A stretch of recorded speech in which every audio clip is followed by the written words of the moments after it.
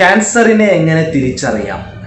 Cancer ബാധിച്ച ആളുകൾ ഓരോ വർഷം കഴിയുന്തോറും കൂടിക്കൂടി വരികയാണ്. ഒരു വർഷത്തിൽ ഏകദേശം 1,40,00,000 ആളുകൾക്ക് ക്യാൻസർ ബാധിക്കുകയും അതിൽ 50% ആളുകൾ അഥവാ 70 ലക്ഷത്തോളം ആളുകൾ ക്യാൻസർ ബാധിച്ച് മരിക്കുകയും ചെയ്യുന്നുണ്ട്. ഇങ്ങനെ 50% മരണസംഖ്യ ഉള്ളത് കൊണ്ടാണ് എല്ലാ ആളുകളും ഇതിനെ വളരെ ഭീതിയോടുകൂടി കാണുന്നത്. എന്തുകൊണ്ടാണ് ക്യാൻസർ ഇത്രയധികം മരണസംഖ്യ കൂടുന്നത് എന്ന് ചോദിച്ചാൽ, ഭൂരിഭാഗം ക്യാൻസർ കേസുകളിലും രോഗികളിലും 3rd സ്റ്റേജ് അല്ലെങ്കിൽ 4th സ്റ്റേജ് ആയിട്ടുള്ള ക്യാൻസറുകളാണ് കണ്ടെത്താൻ കഴിയുന്നത് എന്നുള്ളതാണ്. വളരെ വേഗത്തിൽ തന്നെ 1st സ്റ്റേജിലും 2nd സ്റ്റേജിലൊക്കെ ക്യാൻസറുകൾ കണ്ടെത്തുകയാണെങ്കിൽ അതിനെ കുറച്ചുകൂടെ കൂടുതൽ ചികിത്സിക്കാനും വളരെ പെട്ടെന്ന് ആ രോഗിയെ സേവ് ചെയ്യാനും നമുക്ക് സാധിക്കും. അതുകൊണ്ട് ക്യാൻസർ ഉള്ള ആളുകൾ ശ്രദ്ധിക്കേണ്ടത്, അല്ലെങ്കിൽ ക്യാൻസർ ബാധിച്ചിട്ടുണ്ടോ, അല്ലെങ്കിൽ ക്യാൻസറിന്റെ ലക്ഷണങ്ങൾ എന്തെല്ലാമാണ്, തുടക്കത്തിൽ കാണിക്കുന്ന ലക്ഷണങ്ങൾ എന്തൊക്കെയാണ് എന്നാണ് ഇന്ന് പറയാൻ ഉദ്ദേശിക്കുന്നത്. ക്യാൻസറിന് പല ഘടകങ്ങളും പല കാരണങ്ങളും ഉണ്ട്. എന്നിരുന്നാലും വളരെ പ്രധാനമായിട്ട് നമ്മുടെ ജീവിതശൈലി തന്നെയാണ് ക്യാൻസർ ഇത്രയധികം കൂടുന്നതിന് വേണ്ടിയിട്ട് കാരണമായിട്ടുള്ളത്. വളരെ പ്രധാനമായിട്ടുള്ള ഒരു 10 ലക്ഷണങ്ങളാണ് ക്യാൻസർ രോഗികളിൽ ആദ്യമായി കാണാൻ സാധ്യതയുള്ള കണ്ടുവരുന്ന 10 ലക്ഷണങ്ങളാണ് പറയാൻ ഉദ്ദേശിക്കുന്നത്. ആദ്യത്തെ ലക്ഷണം വിളർച്ചയാണ്.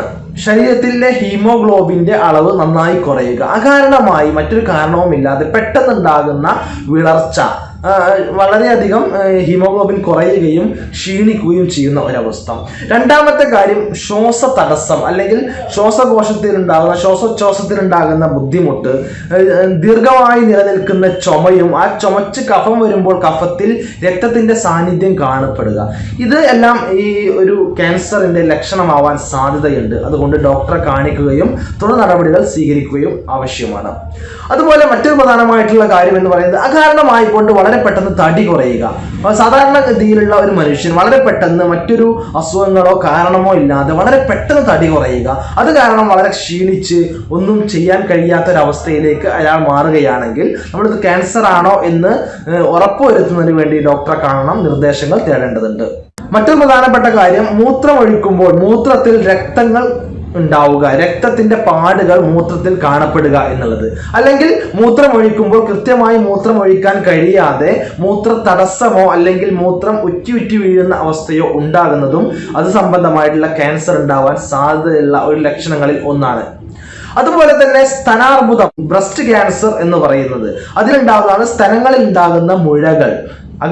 വളരെ പെട്ടെന്നോ അല്ലെങ്കിൽ വളരെ ചെറുതോ വലുതോ ആയിട്ടുള്ള മുഴകൾ കാണപ്പെടുക. സ്ത്രീകളാവുമ്പോൾ ഒരു 35 വയസ്സിന് മുകളിലുള്ള സ്ത്രീകളൊക്കെ ഇടയ്ക്കിടയ്ക്ക് സ്വന്തം സ്തനം എക്സാമിൻ ചെയ്യുകയും എവിടെയെങ്കിലും മുഴകളോ തടിപ്പുകളോ പാടുകളോ കാണപ്പെടുന്നുണ്ടെങ്കിൽ അല്ലെങ്കിൽ വേദനയോ മറ്റോ ഉണ്ടെങ്കിൽ ഡോക്ടറെ കാണിക്കുകയും അതില്ല എന്ന് ഉറപ്പുവരുത്തുകയും ചെയ്യേണ്ടത് നിർബന്ധമായിട്ടുള്ള ഒരു കാര്യമാണ്. അതുപോലെ മലദ്വാരത്തിൽ രക്തസ്രാവം ഉണ്ടാവുക, മലബന്ധം ഉണ്ടാവുക, അല്ലെങ്കിൽ കൃത്യമായിട്ട് മലം പോവാതിരിക്കുകയും അവിടെ ബ്ലീഡിങ് ഉണ്ടാവുകയും ചെയ്യുക. അത് തെറ്റിദ്ധാരണ പരമായി ഹെമറോയിഡ്സ് ആണോ പൈൽസ് ആണോ എന്ന് തെറ്റിദ്ധരിക്കപ്പെടുകയും ക്യാൻസർ കണ്ടെത്താൻ വളരെ ലേറ്റ് ആവുകയും ചെയ്യാറുണ്ട്.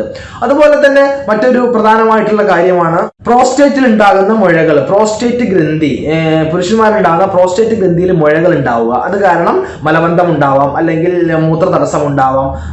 അത്തരത്തിലുള്ള ക്യാൻസറുകളും ഉണ്ടാവാൻ സാധ്യതയുണ്ട്. മറ്റൊന്നാണ് ആർത്തവ വിരാമമുള്ള സ്ത്രീകൾക്ക്, അഥവാ ആർത്തവം നിലച്ചുപോയ സ്ത്രീകളിൽ വീണ്ടും ആർത്തവം വരിക.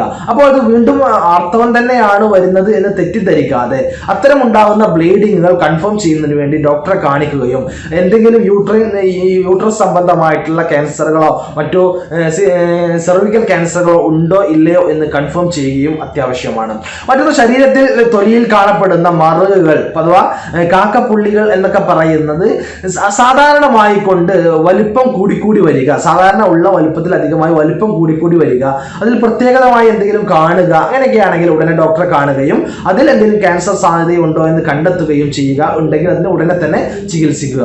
മറ്റൊരു പ്രധാനപ്പെട്ട കാരണമാണ് നമ്മുടെ വായ്ക്കകത്ത് മൗത്തിൽ അകാരണമായിട്ടുള്ള മറ്റെന്തെങ്കിലും ചെറിയ ചെറിയ പാടുകൾ ഉണ്ടാവുക, അല്ലെങ്കിൽ മാറാതെ നിൽക്കുന്ന 3 ആഴ്ചയോ 4 ആഴ്ചയോ മാറാതെ നിൽക്കുന്ന ചെറിയ ചെറിയ മുറിവുകൾ ഉണ്ടാവുക, കളർ മാറ്റം ഉണ്ടാവുക, വായ്ക്കകത്തോ തൊണ്ടയിലൊക്കെ കളർ മാറ്റം ഉണ്ടാവുക, അല്ലെങ്കിൽ തൊണ്ടവേദന ഉണ്ടാവുക, അല്ലെങ്കിൽ തൊണ്ടയിൽ നിന്ന് ശബ്ദത്തിനുള്ള ഇടറിച്ച അല്ലെങ്കിൽ ശബ്ദം വളരെ മാറി മാറി വരിക, ഇതെല്ലാം വായു സംബന്ധമായ ക്യാൻസറുകളുടെ ഒരു ലക്ഷണമായിരുന്നു വരാം. അതെല്ലാം ഡോക്ടറെ കാണുകയും ഉറപ്പുവരുത്തുകയും ഇത്തരത്തിലുള്ള ഈ പറഞ്ഞ 10 ലക്ഷണങ്ങളിൽ ഏതെങ്കിലും ലക്ഷണങ്ങൾ ഉണ്ടോ, അത് ഇനി ക്യാൻസർ ആണോ അല്ലയോ എന്ന് നിർബന്ധമായും നമ്മൾ കൺഫേം ചെയ്യണം. ഡോക്ടറെ കാണണം, ഡോക്ടറെ കണ്ട് തന്നെ കൺഫേം ചെയ്യുക. എന്നിട്ട് ഇത് ആവശ്യമാണെങ്കിൽ അതിന് കൃത്യമായിട്ടുള്ള ചികിത്സയും എടുക്കുകയാണെങ്കിൽ ക്യാൻസർ അതിന്റെ 3rd സ്റ്റേജിലേക്കും 4th സ്റ്റേജിലേക്കും പോകാതെ നമുക്ക് അതിന്റെ 1st സ്റ്റേജിലോ 2nd സ്റ്റേജിലോ തന്നെ അതിനെ പിടിച്ചു നിർത്താനും കൃത്യമായിട്ട് ചികിത്സിച്ച് പൂർണ്ണമായിട്ട് ഭേദമാക്കാനും കഴിയും. അതിനുള്ള ചികിത്സാ രീതികൾ ഇന്ന് ഒരുപാട് നമ്മുടെ നാട്ടിൽ ലഭ്യമാണ്. റീജിയണൽ ക്യാൻസർ സെന്റർ തിരുവനന്തപുരത്തുണ്ട്, അതുപോലെ ഹോമിയോപ്പതി ക്യാൻസർ സെന്റർ മലപ്പുറം ജില്ലയിൽ വണ്ടൂർ ഉണ്ട്. അതുപോലെ അങ്ങനെ പലതരത്തിലുള്ള ക്യാൻസർ സംബന്ധമായ ചികിത്സകൾ ഇന്ന് ലോകത്ത് ലഭ്യമാണ്.